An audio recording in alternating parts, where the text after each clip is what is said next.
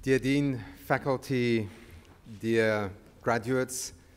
and incoming students, let me first of all begin by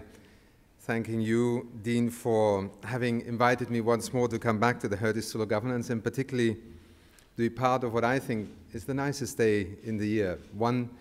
when those of you who have graduated can say goodbye, there's nothing more you can teach me, and we're ready to take on the world or take it on again or continue to take it on, since some of you already clearly are in the midst of your professional careers.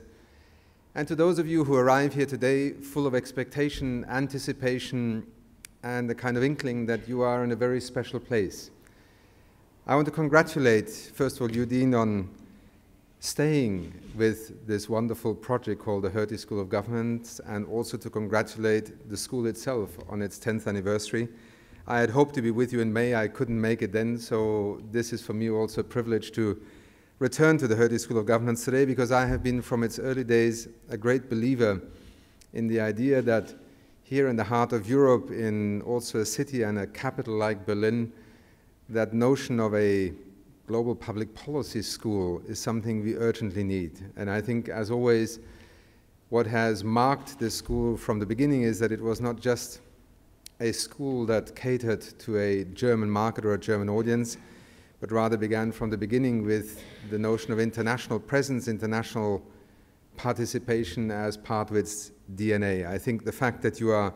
welcoming this year over 230 odd students, I think also speaks to the tremendous success that you have achieved in a very short period of time. And it is also one reason why I hope you will invite me from time to come back to the school, because one reason why I was very keen to do what you call a commencement speech, and I hope I can live up to the expectations and not disappoint you, is that I would like to say to you that whether you are graduating today or whether you're entering into the school, being conscious of the fact that we live in extraordinary times is something that I think we all have to remind ourselves almost on a daily basis. These are not normal times. They are not normal in political terms. They are not normal in historical terms. They are also not normal in geological and historical terms. Indeed, many of you will already have heard this notion of living in the age of the Anthropocene. It's a very powerful concept, at least to me a very powerful concept, because it speaks to an understanding that in many ways defines and describes and circumscribes also the enormous task that many of you, whether you work in public policy, public administration, or wherever in the larger domain of serving your societies, communities through public service, will be confronted with the fact that as a civilization, as societies, as communities in the year 2014, we have no real comprehension of how much has changed just in the last 100, 200 years.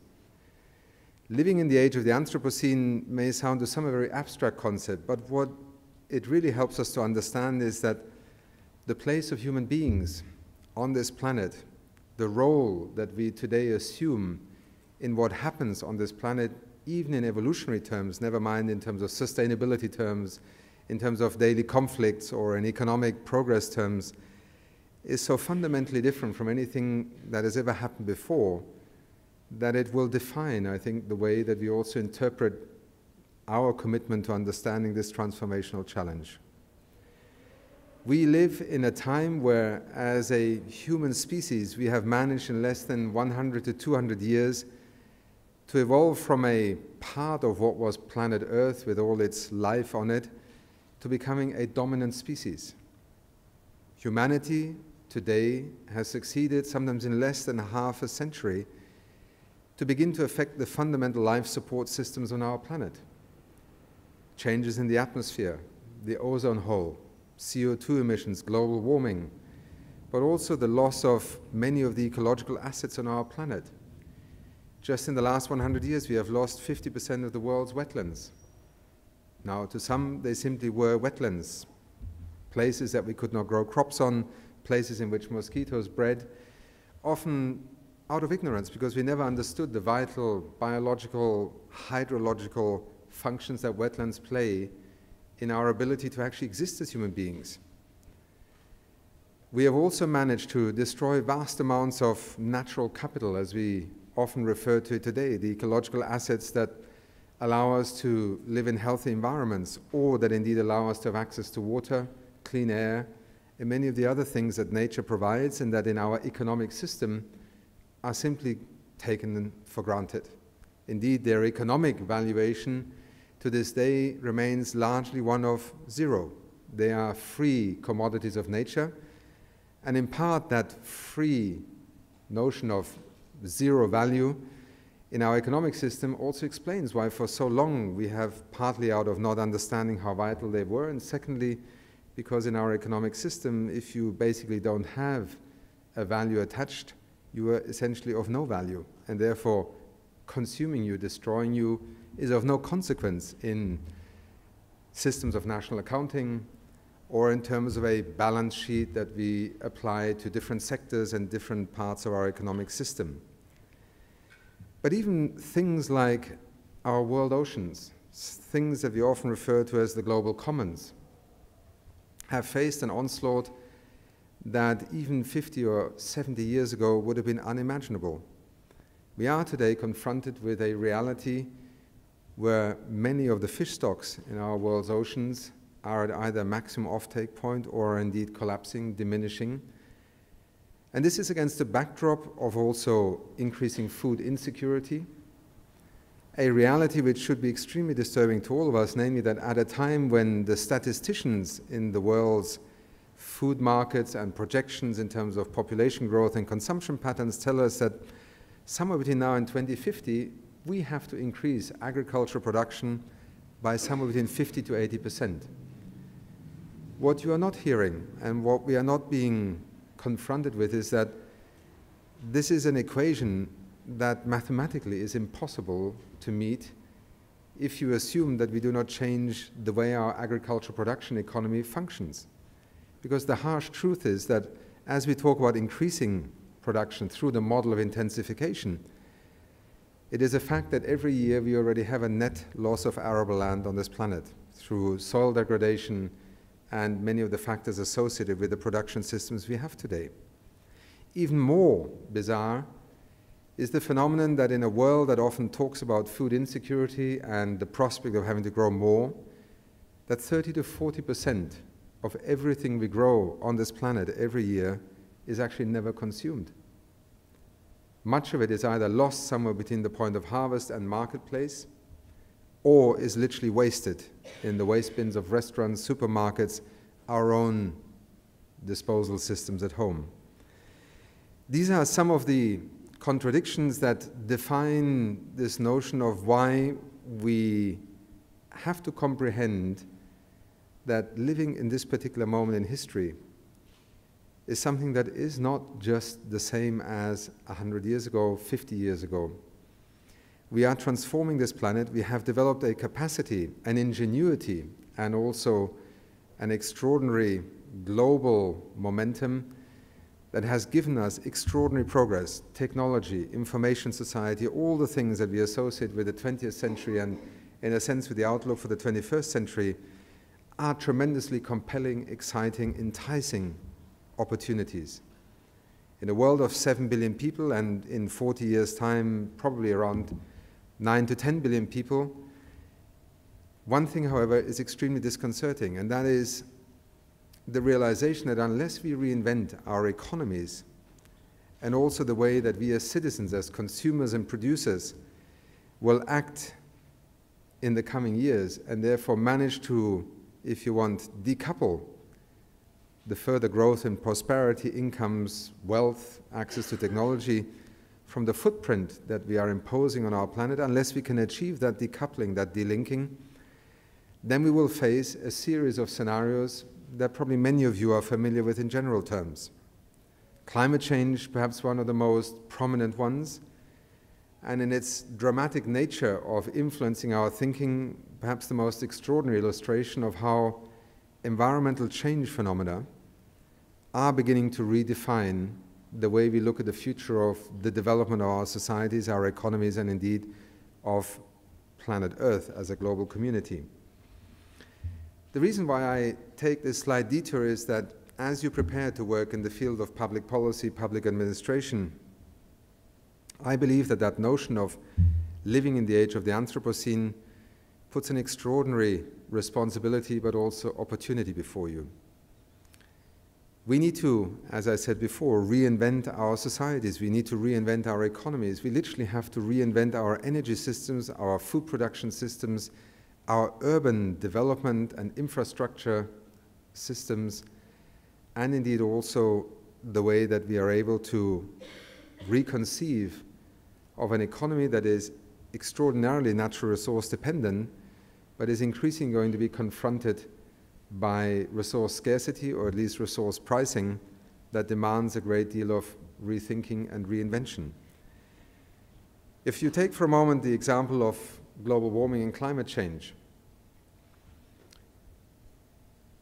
we still lead a discussion as if we are making a choice between milk chocolate and pralines. We can go for a renewable energy path, but we can't really afford it, and it may cost us a lot, and many of these concerns that are engaged in the transition, and we could just eat milk chocolate instead and life will be all right. The problem is that it is extraordinarily difficult to convey to people today in how short a period of time, first of all, the seemingly equivalent choice between pralines and milk chocolate will actually cease to be available to us, but secondly, that it actually is not a choice between two chocolates. We are confronted with an outlook in terms of our global change phenomena that literally within 10 or less years will preclude us as a community of nations and of people, and also the next generation, from even having a choice of whether we go for a global warming scenario of 2 degrees or more. That window is closing incredibly fast. And the extraordinary thing is that we know today that the kind of changes, the kind of transformation that we must trigger in our societies and economies requires a scale and a pace of change and transition that is unprecedented in the way that we look at modern macroeconomic theory or indeed development theory. And it is here that I think the coincidence of having a Hertie public school or a school of public policy also in a country like Germany becomes very interesting, because one of the interesting phenomena of post-war German society is a very interesting articulation of the social market economy. I'm sure many of you know it very well. Some of you will hear about it perhaps for the first time. But at the heart of it was the recognition that a successful society is not only a matter of market forces playing themselves out, but rather of public choice, creating the conditions under which markets will thrive. Public choices influence both the way we create opportunities and we set limits. There's a wonderful German term. I've never found quite an equivalent in the English language. Usually it's the other way around. If anybody here, by the way, knows how you translate equity into German, I would be very grateful. I've never found an adequate translation. But there is a term in German called Ordnungspolitik. It's a very German term, policy of order. But what it actually speaks to is public policy. But it is a tradition and also an example of how in a society with competing interests and very different choices, you build a consensus that is in part reflected in the laws and the policies, the economic policies, the taxation and fiscal policies that a nation applies to the marketplace in which its citizens, businesses, and others transact. In order to achieve the kind of decoupling of our economies in terms of producing more energy for more people while reducing carbon footprints, producing more food with a much lower balance sheet or footprint in terms of our impact on ecosystems, including the exhaustion of some of the critical components of modern synthetic and industrial agriculture, phosphates, nitrogen, and many of the herbicides and pesticides. These are all processes that will require both as a signal into the marketplace, but also as a deliberate policy of promoting research and development, the scaling up of new options and opportunities, a tremendous amount of public policy and also public administration. In that sense, this is not only tinkering with the teeth wheels of a civil service or a government system, it is actually about giving expression to an imperative to change and act, while at the same time conceiving of things that are even unimaginable today. For instance, the notion that in probably less than 40 years' time, we will have to reach the point of actually being a net zero emission global economy. That means one way or another, we will have to run a global economy for 9 to 10 billion people that will have a net zero balance in terms of carbon dioxide emissions. If you sit here today and you look at what's happening in the world, your simple conclusion is, forget it. It simply is impossible to achieve. But ask yourself for a moment how somebody in the year 2050 will feel, who will be confronted with the fact that probably in another 20 to 25 years, this hypothetical notion that nobody really believed in, that sea levels would rise within the next 60 to 80 years, that is, in the lifetime of a baby born today, sea levels are likely to rise up to 1 meter across the globe, will have become a reality. And that person will ask in the year 2050, what on earth did you do in the year 2014, 15, 16, 18, 20 to do something about this? I mean, you knew that this was a possibility. You had in many ways the technological opportunities to act on it, but you chose not to act on it. Or you were convinced that it is impossible to act on it. This is why I believe that you as graduates, at the interface between where science and knowledge begins to alert us to changes that are happening well beyond our traditional imagination, and, if you want, society in all its ingenuity, creativity, technological brilliance, and also economic might, you are working, you will work, or you will spend your next year or two studying that interface, which is so critical to either paralyzing a society or empowering a society, giving it confidence to act in the face of these challenges, or sitting back and resigning, deferring the responsibility to others, or accepting that others will tell you that you cannot do anything about it. My appeal to you today is to embrace this challenge, is to actually look towards the notion that because some people today will tell you things cannot be done, it has rarely proven in history to be the defining truth. And if you take the story of renewable energy, which I often recount because it is such a miraculous story, then I think you have every reason to believe that these things are possible. To those of you who are coming to Germany for the first time, you will stumble across another fascinating word that has a lot of currency at the moment, the Energiewende. A bit like Zeitgeist, soon it will be part of the English language. The Energiewende is Germany's attempt to, in a sense, aim for the impossible, which is to restructure its entire energy system in less than 2 decades from a fossil fuel and nuclear-based energy economy towards essentially a renewable and energy efficiency-based economy. Much debate happening in Germany today, but the facts are actually fascinating. In less than 15 years,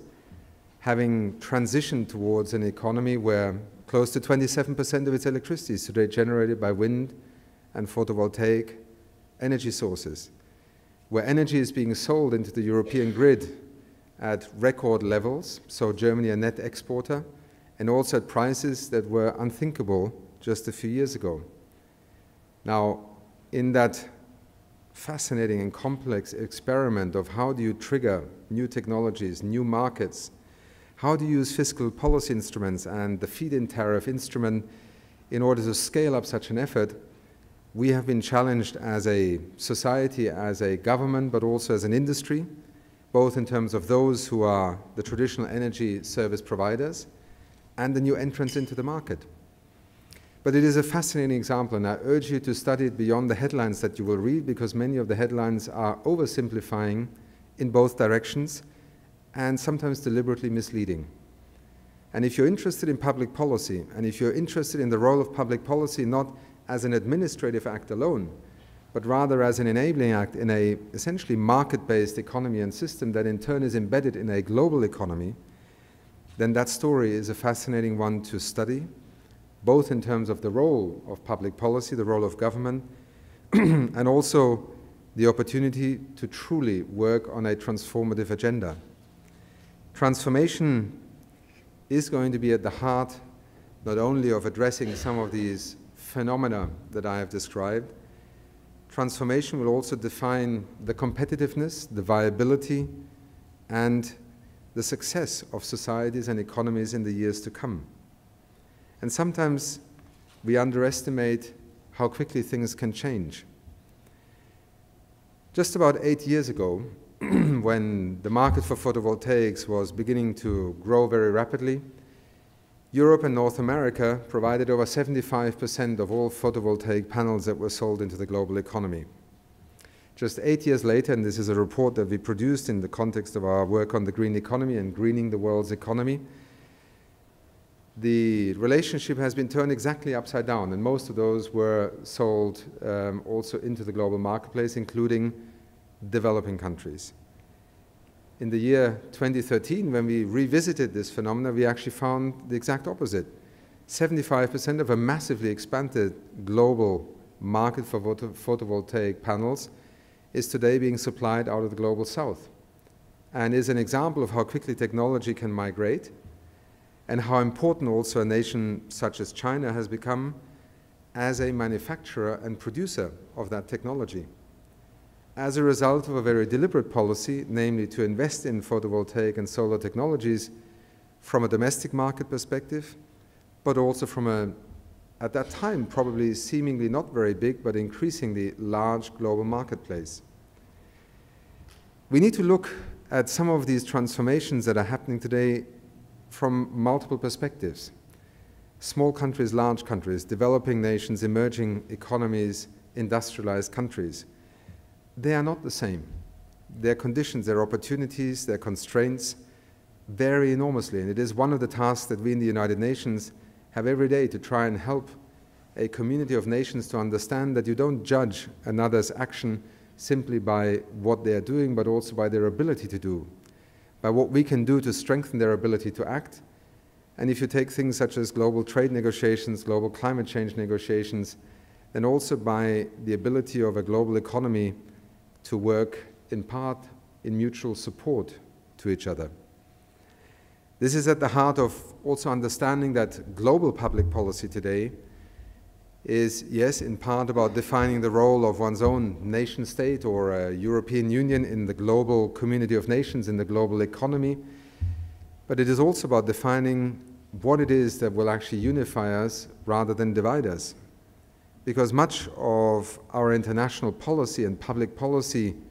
discourse of recent years has been significantly influenced by the notion that success is premised upon somehow beating somebody else at the game.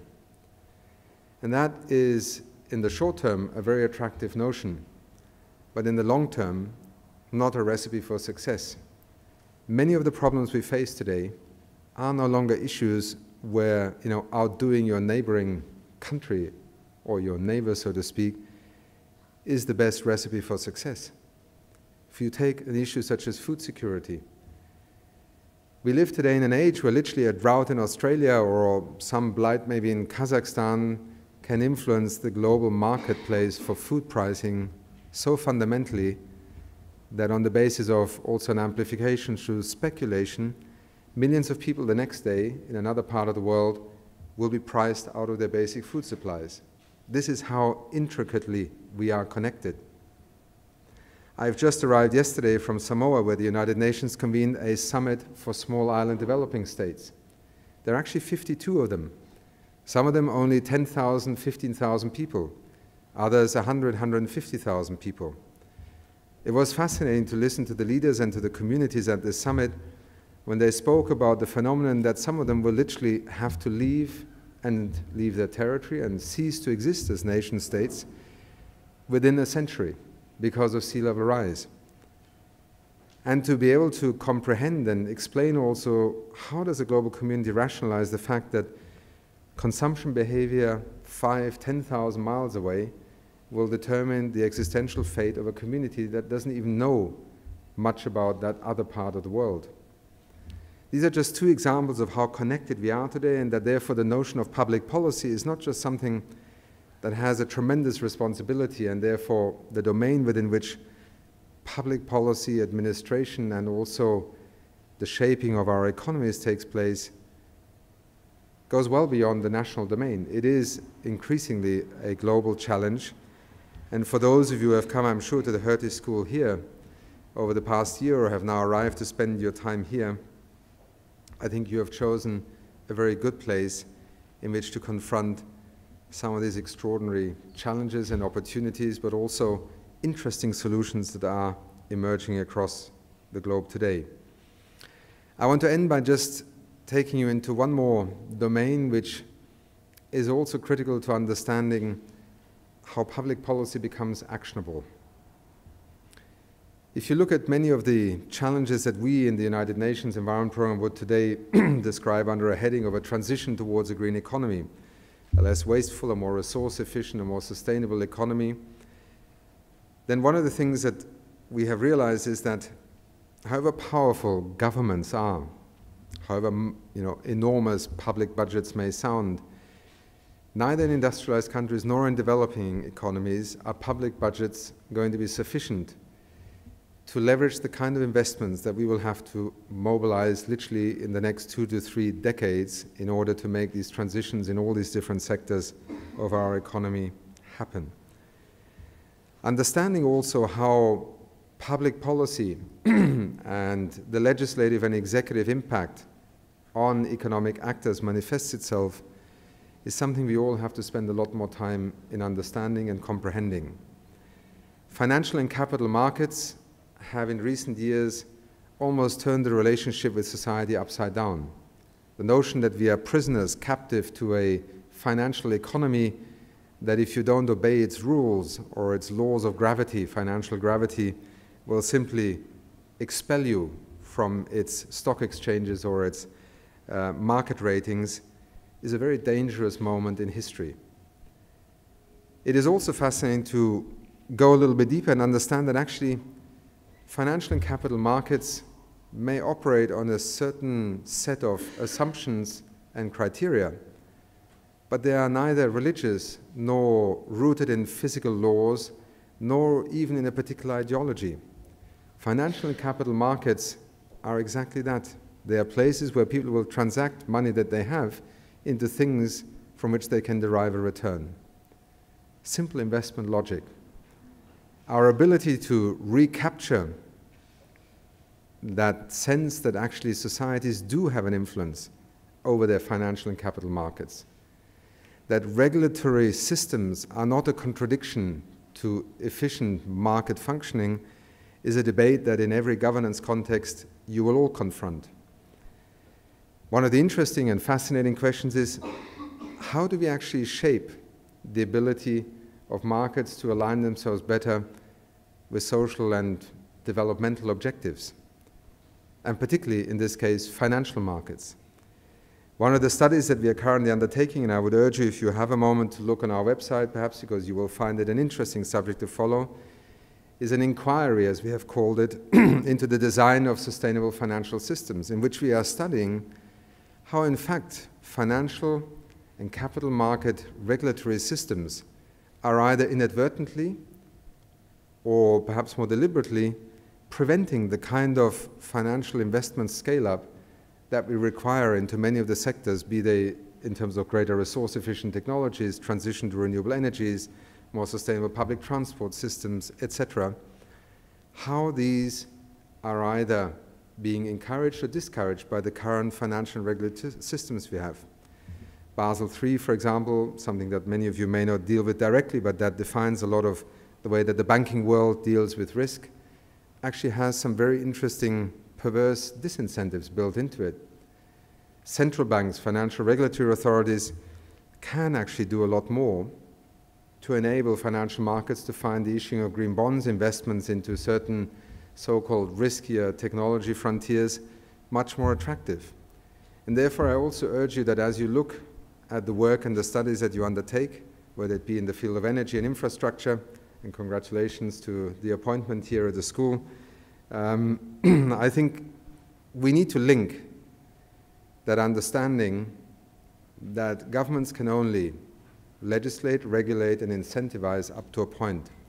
Then markets indeed are critical to our ability to scale up and multiply solutions and answers to many of these issues.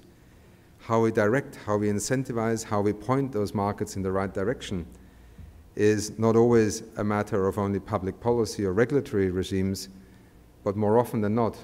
it will make the difference between an answer being available in time or it arriving far too late in terms of some of the issues and phenomena I have described. So, Dean, to the faculty, to the graduates, and to the incoming cohort, I hope that some of these thoughts will at least accompany you for a little while, that they may offer you some insight also into the kinds of things that we in the United Nations system do actually spend a lot of time thinking about,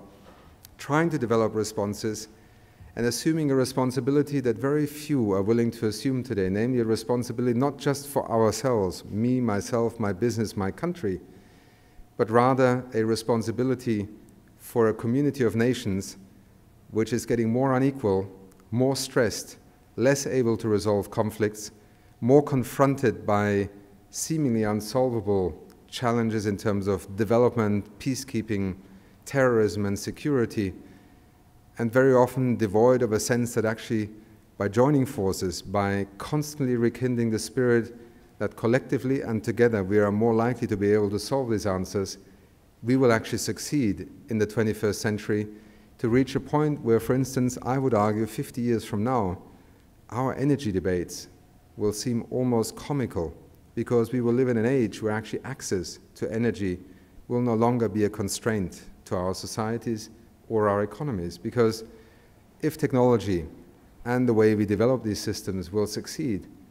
then energy, by virtue of its nature of being renewable, actually will no longer be a matter of resource constraint. And we will look back one day on this fossil fuel age that has become so defining for our era, our consciousness, and our entire economic structure as merely a nanosecond in the history of this planet. Hold that thought for a while when you think the next time about how you switch your lights on, or whether you can actually imagine yourself driving a plug-in car,